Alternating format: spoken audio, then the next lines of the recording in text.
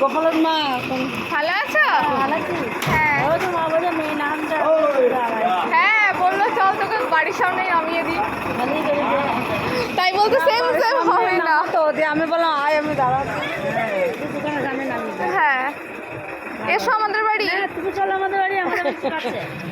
মেয়েকে যাবো। দেখিনি অনেকদিন, দেখলাম হচ্ছে মেয়ে আসছে নাম আমাদের পেঁয়াজ ভোজ দেওয়া মাকে ও ছেলে হয়েছে। ও কবে? ও ভাদ্র মাসে হয়েছে, জন্মাষ্টমী।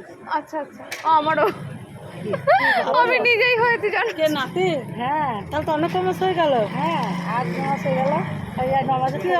এই যে আমি আজকে বাড়ি এলাম, তুমি অন্যদিন চিৎকার করো, আজকে তুমি দেখেও চলে গেলে, মানে খাওয়াতে হবে বলে।